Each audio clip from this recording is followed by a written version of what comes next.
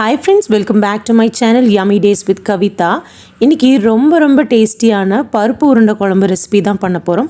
இந்த ரெசிபிக்கு side dish எல்லாம் எதுவுமே தேவையில்லைங்க. சுட சாதத்துல பருப்பு உருண்டை குழம்பு ஊத்தி மேல அப்பளம் பொடிச்சு சாப்பிட்டு பாருங்க, அட்டகாசமா இருக்கும். இந்த ரெசிபி என்னோட ஸ்டைல்ல எப்படி செய்யறதுன்னு பார்க்கலாம் வாங்க. கை நிறைய கடலைப்பருப்பு எடுத்திருக்கேன். இது கிட்டத்தட்ட ஒரு 200 கிராம் இருக்கும். இது கூடவே ஒரு 2 டேபிள் ஸ்பூன் துவரம் பருப்பு சேர்த்துக்கோங்க. துவரம் பருப்பு வேண்டாம் அப்படின்னா கூட நீங்கள் ஸ்கிப் பண்ணிடலாம். துவரம் பருப்பு சேர்த்தும் போது டேஸ்ட்டு கொஞ்சம் நல்லாயிருக்கும், அவ்வளோதான். ஒரு 2-3 தடவை இதை நல்லா கழுவிட்டு தண்ணி ஊற்றி ஊற வச்சிடலாம்.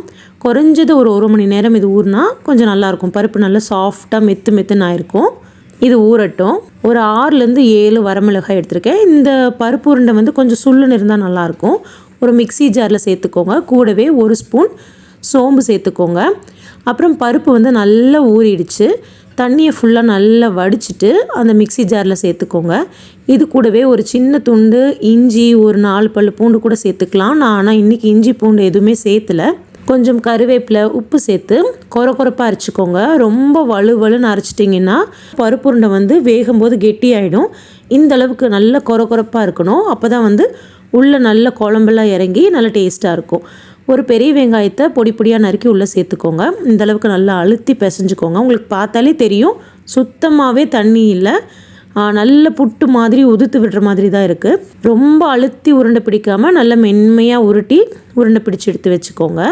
இப்போ நம்ம எல்லா மாவுலேயும் உருண்டை பிடிச்சிக்கலாம். எனக்கு இந்த அளவுக்கு கிட்டத்தட்ட ஒரு 15 உருண்டை வந்துச்சு. ஃபுல்லாக உருண்டை பிடிச்சாச்சு. இப்போ எண்ணெய் சட்டி வச்சிடலாம். எண்ணெய் நல்லா காயட்டும். அதுக்குள்ளார இதுக்கு ஒரு மசாலா ரெடி பண்ணிடலாம். கை நிறைய தேங்காய் துருவல் எடுத்திருக்கேன். 2 ஸ்பூன் பொட்டுக்கடலை, 1 டீஸ்பூன் சோம்பு சேர்த்துருக்கேன். இதை நல்லா வலுன்னு அரைச்சி எடுத்துக்கலாம். எண்ணெய் நல்லா காஞ்சிருச்சு. இப்போ ஒரு உருண்டையாக போட்டு பொரிச்சு எடுத்துக்கலாம். பொரிக்கிறதுக்கு பதிலாக நீங்கள் இட்லி சட்டியில் கூட அவிச்சு எடுத்துக்கலாம். அந்த மெத்தடும் நல்லாயிருக்கும், அந்த மெத்தடும் ஈஸியாக தான் இருக்கும். ஆனால் எங்கள் வீட்டில் பொரிச்சு பண்ணுற உருண்டை குழம்பு தான் ரொம்ப பிடிக்கும். அதே மாதிரி நீங்கள் குழம்பு கொதிக்க வைக்கிறோம் இல்லையா, குழம்பு கூட்டி வச்சு அது நல்லா குழம்பு கொதிச்சு வரும்போது கூட நீங்கள் உருண்டை சேர்த்துக்கலாம். அப்பயுமே கூட டேஸ்ட்டு நல்லாயிருக்கும். ஆனால் பொரிச்சு செய்யும்போது சாப்பிட்றதுக்கு இன்னும் டேஸ்ட்டு நல்லாயிருக்கும். உடனே கரண்டி வச்சு கலக்காமல் இந்த மாதிரி ஒரு ஸ்டிக்கோ மைகோதியோ வச்சு அப்படியே கலந்து விடுங்க. 2 பக்கமும் நல்லா வெந்து வந்ததும் அதை அப்படியே எடுத்து ஒரு பிளேட்டில் மாற்றி வச்சுக்கலாம். இது அப்படியே சாப்பிட்றதுக்கே சூப்பராக இருக்கும். ஆனால் நீங்கள் பருப்பு உருண்டை குழம்புக்குள்ளார போட்டு ஊற வச்சு சாப்பிட்டிங்கன்னா இன்னும் டேஸ்ட்டு நல்லாயிருக்கும். எல்லா உருண்டையும் பொரிச்சு எடுத்துக்கலாம்.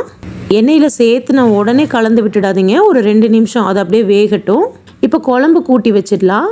இந்த பேன் பற்றி நிறைய தடவை கேட்டுட்டீங்க. இது நான் அமேசானில் வாங்கினது. இதோட லிங்க் இருந்தால் நான் ஷேர் பண்ணுறேன். இது கூடவே ஒரு ஸ்டீமர் வரும். மேலே அவிச்சு எடுத்துக்கிற மாதிரி, வேக வச்சு எடுக்கிற மாதிரி ஒரு ஸ்டீமர் வரும். ரொம்ப வெயிட்டாலாம் இருக்காது, ரொம்ப லெஸ் வெயிட்டாக தான் இருக்கும். ஆனால் அடி பிடிக்காமல் ரொம்ப சூப்பராக இருக்குது இந்த பேனு. ஒரு பேனில் 2 டேபிள் ஸ்பூன் நல்லெண்ணெய், கொஞ்சமாக கடுகு சேர்த்து தாளிச்சிக்கலாம். கடுகு நல்லா பொரிஞ்சதும் கருவேப்பிலை, 2 வரமிளகாய், ஒரு பெரிய வெங்காயத்தை பொடியாக நறுக்கியிருக்கேன், அதையும் உள்ள சேர்த்துக்கலாம். தேவையான அளவுக்கு உப்பு சேர்த்து இதை நல்லா வதக்கி விட்டுடுங்க. வெங்காயம் நல்லா வதங்கணும், அதை வதங்க விட்டுடலாம். வடையை இப்போ உங்களுக்கு பிச்சு காட்டுறேன்.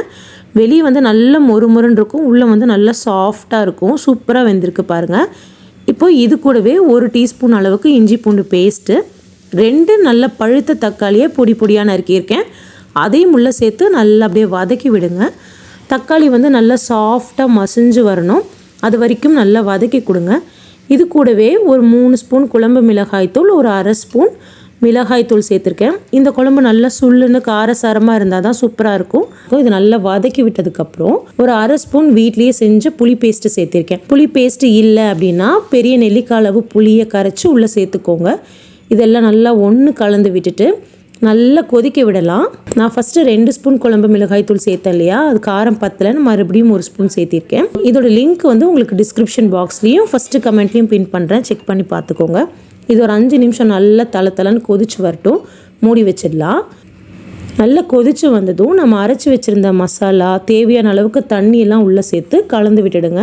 நல்ல தண்ணியாகவே இருக்கட்டும். நம்ம பருப்பு உருண்டையெல்லாம் உள்ளே சேர்த்து நம்ம கொதிக்க வைக்கும் போது குழம்போட அளவு கம்மியாயிடும். குழம்பு நல்லா சுண்டி வந்துடும். ஸோ நல்லாவே தண்ணி சேர்த்துக்கோங்க.